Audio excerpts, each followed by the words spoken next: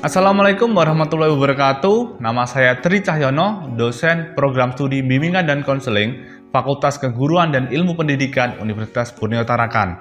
Saya adalah dosen yang sedang mengikuti program Smart Cerdos tahun 2023. Salah satu mata kuliah keunggulan yang saya ampu adalah mata kuliah Manajemen Bimbingan dan Konseling. Pada mata kuliah ini, mahasiswa akan banyak belajar tentang konsep dasar manajemen BK, komponen program, dan bidang layanan BK komprehensif. Selain itu, mahasiswa juga belajar dalam merancang program layanan BK komprehensif berdasarkan keunikan masing-masing sekolah, baik itu di jenjang SMP ataupun di jenjang SMA sederajat. Dan di akhir semester, setiap mahasiswa wajib menyusun sebuah program layanan BK komprehensif yang terdiri dari program tahunan, program semester, dan satu rancangan pelaksanaan layanan BK atau RPL-BK. Dan capaian yang diharapkan dari mata kuliah ini adalah mahasiswa mampu merancang program layanan BK komprehensif yang didasarkan pada keunikan sekolah tertentu dengan memuat 3 unsur, yakni program tahunan, program semester, dan RPL-BK atau rancangan pelaksanaan layanan BK. Pada perkuliahan ini, mata kuliah dibawakan melalui tatap muka dengan metode pembelajaran yang bervariasi, mulai dari expository, diskusi kelompok, discovery learning, sampai dengan pembelajaran berbasis project. Dalam mata kuliah ini, materi yang disampaikan kepada mahasiswa diantaranya konsep dasar manajemen dan administrasi BK, kerangka utuh kerja bimbingan dan konseling, komponen layanan bimbingan dan konseling, aspek perkembangan peserta didik, asesmen kebutuhan bimbingan dan konseling, program tahunan bimbingan dan konseling, program semester bimbingan dan konseling, dan yang terakhir adalah rancangan pelaksanaan layanan BK atau RPL-BK. Pada video berikut akan ditampilkan sebuah video pembelajaran dengan topik aspek-aspek perkembangan dalam standar kompetensi kemandirian peserta didik atau yang sering disingkat dengan SKKPD. Pembelajaran dalam video ini dilakukan melalui diskusi kelompok kecil untuk mengeksplorasi contoh-contoh tugas perkembangan peserta didik. Tujuan dalam pembelajaran ini adalah agar mahasiswa mampu menerangkan aspek-aspek perkembangan dalam kompetensi kemandirian peserta didik atau SKKPD. Selamat menyaksikan. Bismillahirrahmanirrahim. Assalamualaikum warahmatullahi wabarakatuh. Waalaikumsalam warahmatullahi wabarakatuh. Apa kabar hari ini? Bagaimana akhir pekannya? Apa yang kalian lakukan di akhir pekan? Tidur. Selain tidur? Tugas? Kamu mengerjakan tugas di hari Minggu? Ya, Pak. Luar biasa ya. Ya, jangan dibiasakan mengerjakan tugas di hari Minggu ya. Jadi 7 hari itu kan memang diberikan waktu 2 hari untuk istirahat. Gunakan itu berkumpul dengan teman, hangout, keluar, begitu ya. Jadi usahakan tugas kalian selesai di hari Senin sampai Jumat. Senin sampai Jumat jangan dibalik. Senin sampai Jumat rekreasi, jalan-jalan, ngopi. Sabtu Minggu itu sesuatu yang salah. Nah, diberikan waktu Sabtu dan Minggu itu kalau bisa melakukan kegiatan yang lain, mau sama teman-teman lah, mau olahraga, mau apa lagi. Nah, dan lain-lainnya ya. Oke, hari ini saya akan melanjutkan mata kuliah kita, Manajemen BK, dan kemarin sudah ada satu pertemuan tentang konsep dasar Manajemen BK. Saya ingin mengajak nih, merecall atau mencoba untuk mengingat-ingat kembali ya, apakah masih ingat tentang konsep awal dari Manajemen BK. Tapi sebelumnya saya ingin menjelaskan pertemuan kita pada pagi hari ini. Kita akan melaksanakan 5 tahapan pembelajaran. Yang pertama adalah apersepsi materi. Jadi saya akan mengajak untuk mendengarkan persepsi masing-masing tentang manajemen BK. Yang kedua tentang eksplorasi konsep. Nanti akan ada pemaparan materi dari saya. Silakan langsung bertanya, tidak perlu menunggu sampai akhir selesai biar tidak lupa ya. Kemudian ruang kolaborasi, kita akan berkumpul satu sama lain, nggak usah banyak-banyak, 2 anak, 3 anak cukup ya. Kemudian akan ada task di situ, ada tugas yang harus kalian selesaikan. Nggak lama ya, mungkin 15 menit selesai. Kemudian yang keempat ada kontribusi. Jadi setiap kelompok nanti akan berkontribusi untuk menyampaikan hasil diskusinya. Yang terakhir adalah refleksi. Refleksinya nanti kita ambil lewat lembar kerja, ruang kolaborasi yang telah kita siapkan ya. Oke. Kemudian ini adalah tahapan pertama kita tentang apersepsi materi. Saya ingin saudara-saudara sekalian menyampaikan pandangannya terkait dengan manajemen BK. Menurut kalian kira-kira pengertian secara gampang dan mudah diterima tentang manajemen BK itu apa? Silakan. Ya. Mungkin menurut saya manajemen BK itu adalah kegiatan manajemen yang dilakukan oleh konselor untuk memfasilitasi fungsi dari BK itu sendiri. Oke, konselor itu melakukan manajemen BK secara sendiri atau ada timnya? Ada timnya, Pak. Ada timnya. Oke, tepat sekali ya. Jadi boleh nambahkan lagi. Proses perencanaan atau pengawasan Pak untuk aktivitas BK di dalamnya. Aktivitasnya kira-kira apa saja? Mungkin kayak program tahunan Pak. Program tahunan yang diturunkan dalam program semester ya. Oke, terima kasih ya. Kita kasih tepuk tangan dulu ya. Menyampaikan ada clue-nya di situ. Manajemen BK adalah tata kelola BK, administrasi BK. Yang dikelola adalah tugas pokok, fungsi, sumber daya. Mungkin bisa dijelaskan deh dari yang kedua deh, yang dikelola. Sumber dayanya di sekolah tuh apa saja? Guru BK, terus siswa, terus guru, kepala sekolah ya. Masa kita mengelola kepala sekolah kan nggak mungkin ya. Kebalik ya. Nah, yang kita kelola adalah ya sesama rekan BK dan siswa. Sekarang sumber daya yang lain selain sumber daya manusia, ada sarana dan prasarana. Nah, sarana prasarana BK apa aja? Media, terus layanan. Layanan contohnya apa? Konseling, oke, boleh. Apa lagi?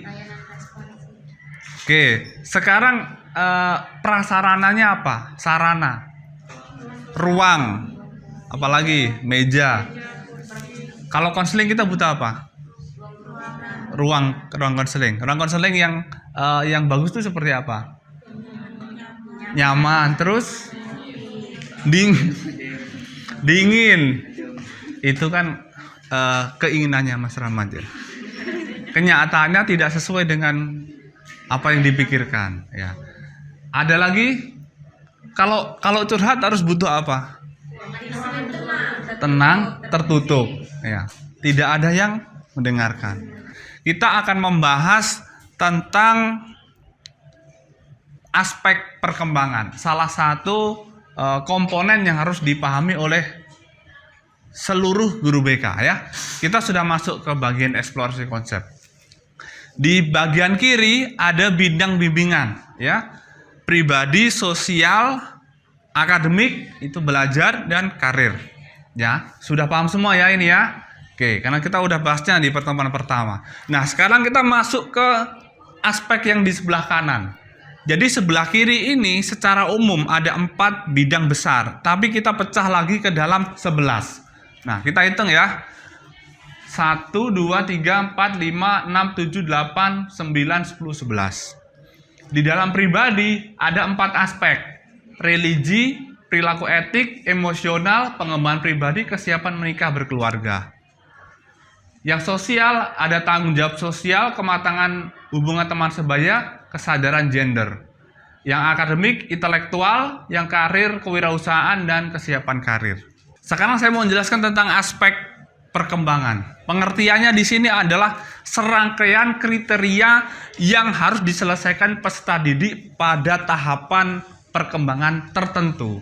Jadi misalkan SMP perkembangannya berbeda, SMA berbeda, SD berbeda, begitu ya. Nah, tandanya apa? Tandanya adalah adanya dengan tugas-tugas perkembangan.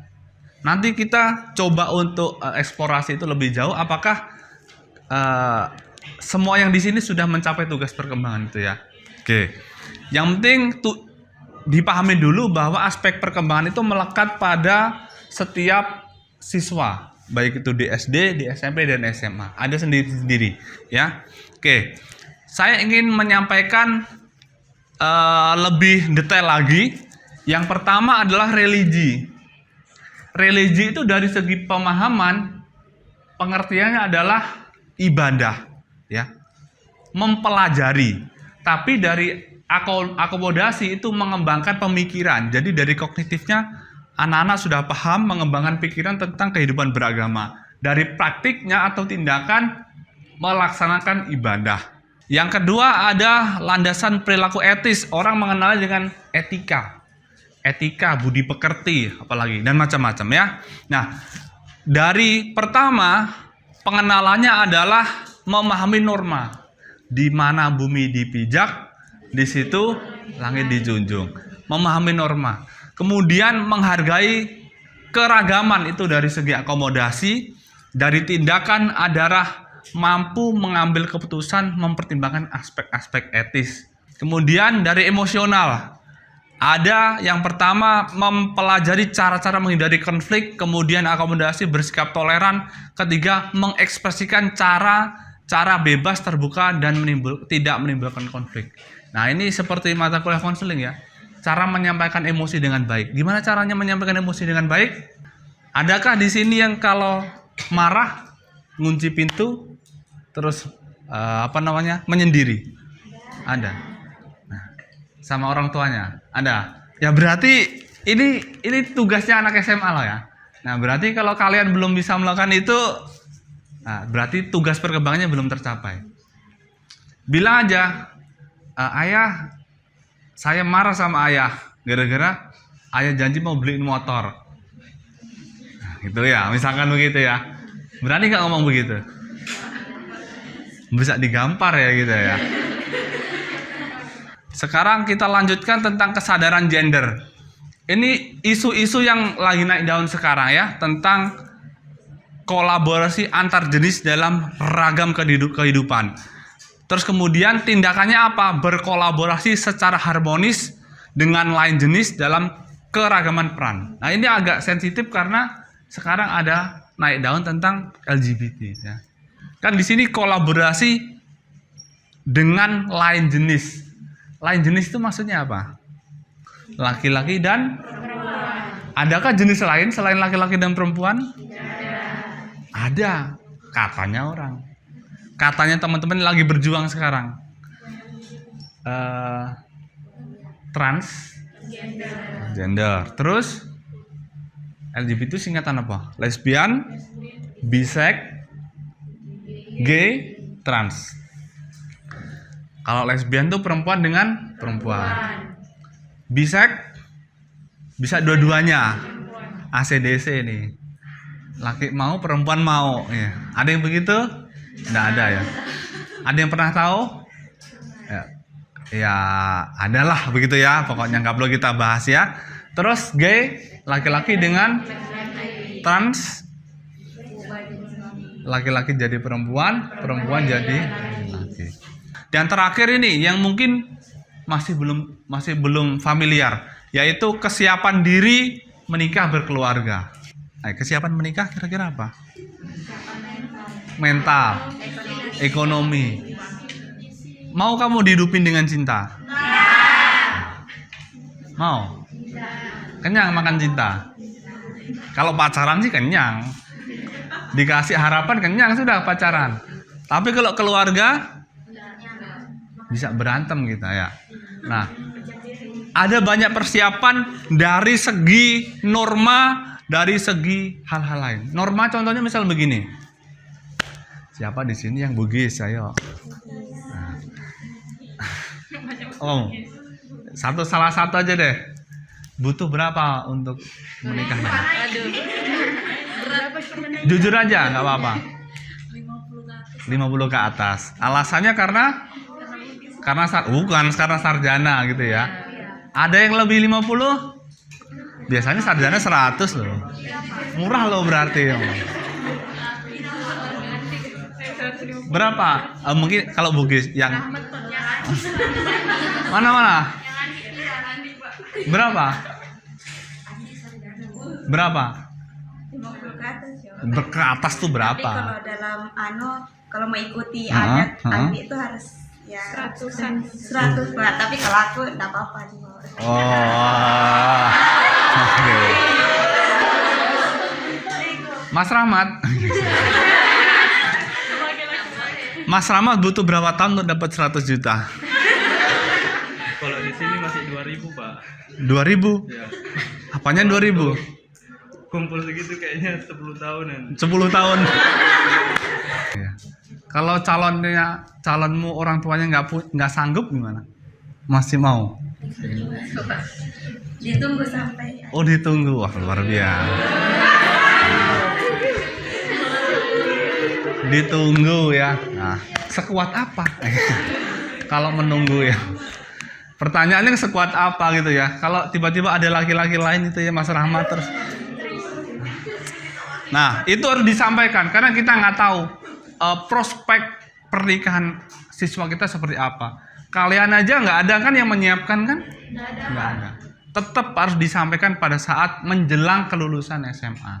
Karena itu pilihan nomor 3 selain kuliah, kerja dan menikah. Nah, oke.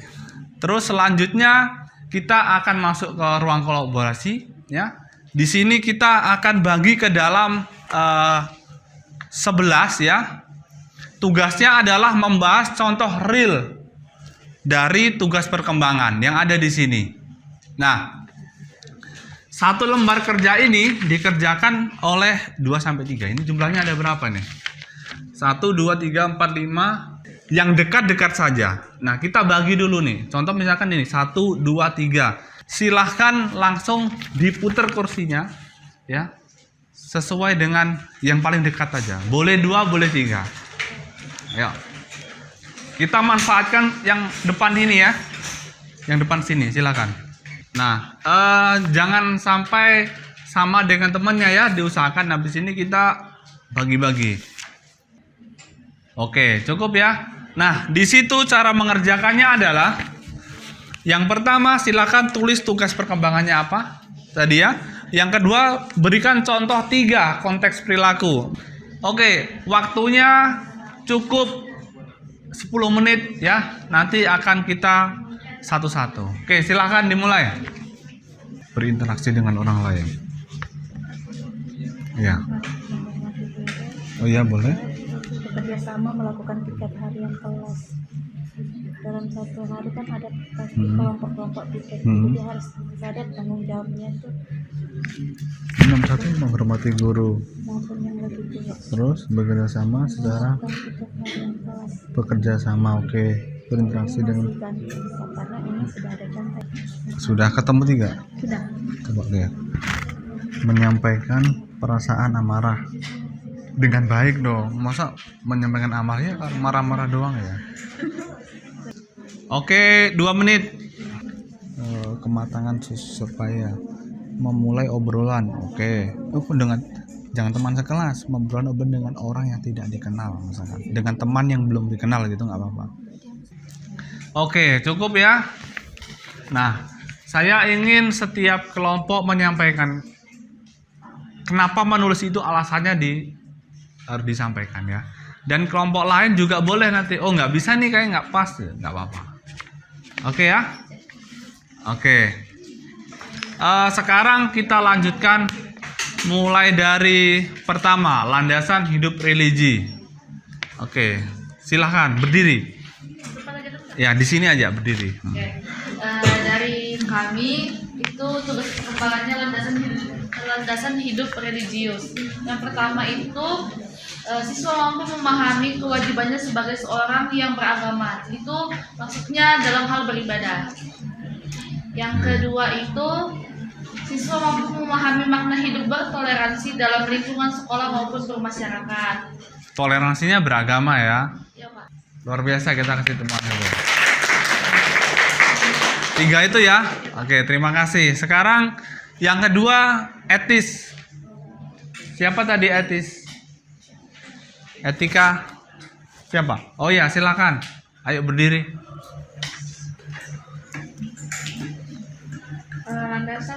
perilaku etis. Yang pertama itu siswa mampu berperilaku sopan.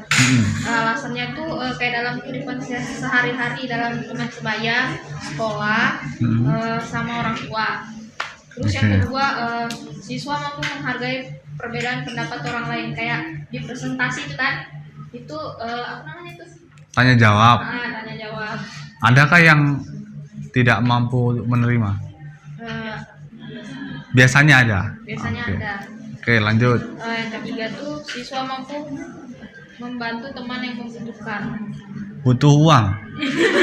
Kayak kesusahan Pak. Contohnya? Kayak sekolah tuh nah. Misalkan temannya kecelakaan, Ya. penggalangan dana begitu ya. Ya, jadi harus ada alasan ya kenapa menulis itu ya. Oke, cukup. Oke, luar biasa Pak Arule. Oke, selanjutnya emosi. Iya. Yang pertama itu siswa mampu menyampaikan perasaan amarah dengan baik yang ia alami. Yang kedua, mengendalikan emosi jika sedang berselisih paham. Yang ketiga, menyadari kesalahan dirinya dan tahu cara minta maaf. Oke, ada yang mau tanya ini? Oke ya, terima kasih ya, luar biasa. Terus intelektual. Ya, ini. Ya, ini mesti banyak tanya ya di sini ya. Iya. Tentang kesadaran gender. Yang pertama, siswa mampu membedakan posisi antara laki-laki dan perempuan. Posisi apa? Posisi duduk. Nah, posisi gendernya kayak jenis kelaminnya perempuan. Iya, kalau laki-laki posisinya harus gimana? Ya, betul toh? Betul kan? Ya, ayo. Maksudnya gimana toh? Posisi dalam hal kehidupan sehari-hari lah. Peran. Ya, peran. Oh, gitu ya. Peran ya. Peran itu kan macam-macam. Kalau posisi kan kayak iya. Contohnya? Kalau laki-laki kan itu Oh. Begitu ya. Terus kalau perempuan? kalau perempuan kan jiwanya tuh kan lembut gitu kan Pak. Lembut kenapa begini? Lembut, mengayomi. Iya, Oh. merayu.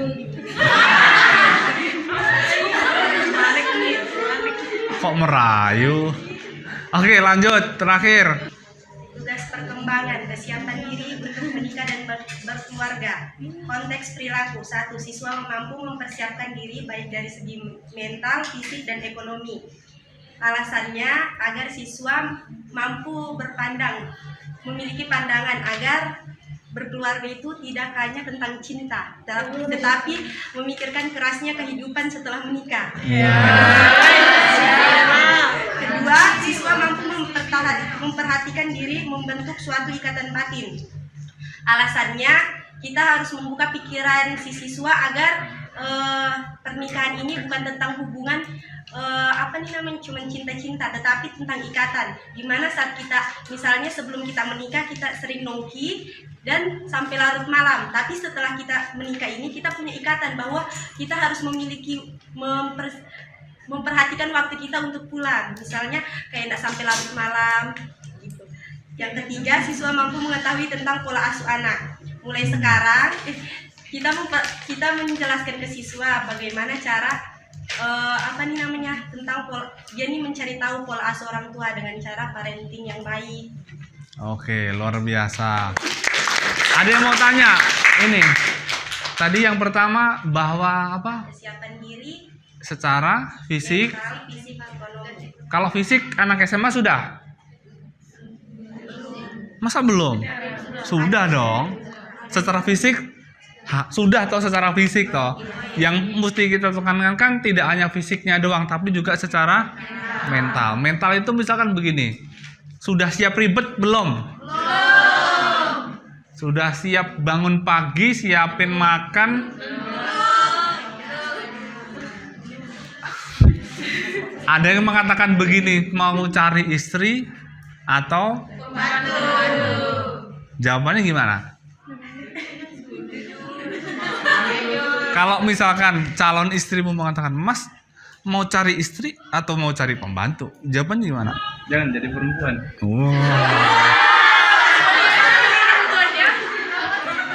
Sekarang saya rasa semuanya sudah bisa menguraikan ya. Nah, sekarang kita akan masuk di terakhir ya. Jadi saya ingin mengajak kita melakukan refleksi. Pertanyaannya simpel sih. Hal baru apa yang Anda bisa pelajari hari ini? Nah, silakan angkat tangan. Yang baru diketahui hari ini, silakan angkat tangan. Ayo. Apa? Yang saya tahu hari ini tuh tadi pengertian manajemen BK, yaitu kayak proses pengelolaan, yang dikelola itu sumber daya, terus tuh ada 11 aspek perkembangan, salah satunya itu kayak religius, kematangan intelektual, kesiapan menikah. Ternyata di dalam kesiapan menikah itu bukan pas selesai sarjana baru kita pelajari, ternyata pas di SMA itu sudah harus kita pelajari. Nah, harus dipahamkan ya. Oke, luar biasa. Terima kasih. Satu lagi, hal baru apa yang baru kalian dapatkan hari ini? Rahmat aja. Ayo, silakan. Banyak sih Pak yang saya dapatkan hari ini. Iya. Lebih menambah pengetahuan saya tentang berbagai macam tugas-tugas perkembangan siswa di sekolah. Iya. Mungkin seperti itu Pak. Oke. Tugas perkembangannya banyak ya. Kayak menikah berkeluarga kan kalian belum tahu ya. Bahwa itu murni itu tugas BK. Oke, sekarang kita cukupkan. Mungkin ada yang mau ditanyakan, silahkan. Ya, silahkan. Bagaimana cara kita tuh menghilangkan ketakutan kita? Kadang kan kita nonton TikTok, kayak lihat yang romantis mau menikah, tapi lihat yang kekerasan lagi langsung takut menikah lagi.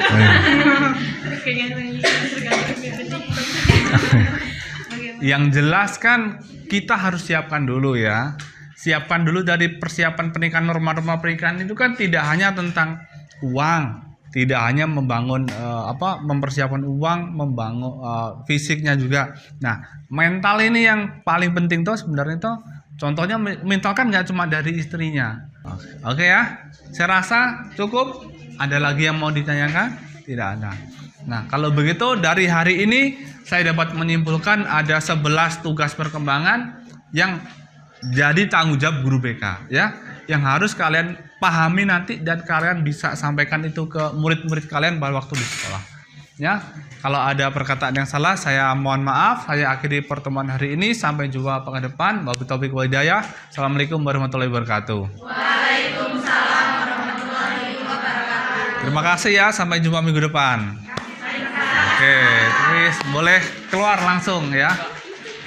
Nah, ya langsung ini dikumpulkan ya. Ya.